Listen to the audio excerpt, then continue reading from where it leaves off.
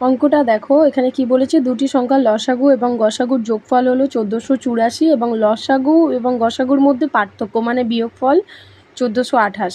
যখনই এরকম কোনো অঙ্ক দেবে, একটা যোগফল একটা বিয়োগফল বলবে, তখন সংখ্যাগুলোকে কি করব, মানে 1484 আর 1428কে যোগ করব, 2 দিয়ে ভাগ করব, আবার 1484 আর 28কে বিয়োগ করে 2 দিয়ে ভাগ করব। খুব ইম্পর্টেন্ট একটা অঙ্ক, যেটা সাধারণত ডাব্লিউপি কেপি এই সমস্ত কিছু পরীক্ষায় আসে, আর এটা খুব সহজেই তাড়াতাড়ি করা যায়।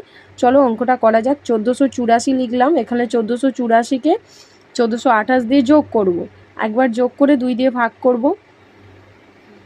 2 দিয়ে ভাগ করলে এটা কত বেরোবে, আগে যোগটা করে নিই। 8 4 কত হচ্ছে 12, 8 4 12, হাতে 1, এখানে 11, এখানে 9 আর এটা 2। এটাকে 2 দিয়ে ভাগ করলে কত হয়ে যাবে, 2 দিয়ে ভাগ করো, ভাগ করলে এটা কত হবে, 2 1 2, 2 4 8, আচ্ছা 2 5 10 বেরোবে। তারপরে আসবে 2 6 12। তাহলে আমাদের এখানে লসাগু বেরিয়ে পড়লো। এবার আর একটা সংখ্যা এখানে একজন বেরিয়ে পড়লো, সরি এটা কাটাকুটি হবে না, এটা 1456ই থাকবে, যেহেতু একবার ভাগ করে নিয়েছি।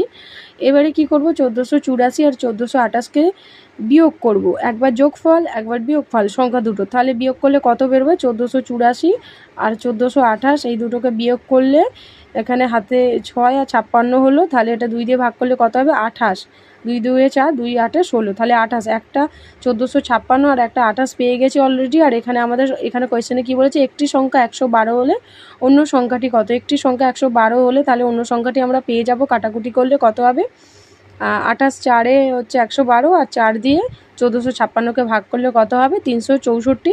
364 হচ্ছে অ্যান্সার। এত সহজেই অঙ্কটা করা যায়, যত তাড়াতাড়ি সম্ভব এই রকম অঙ্ক খুব অল্প টাইমে করতে হবে।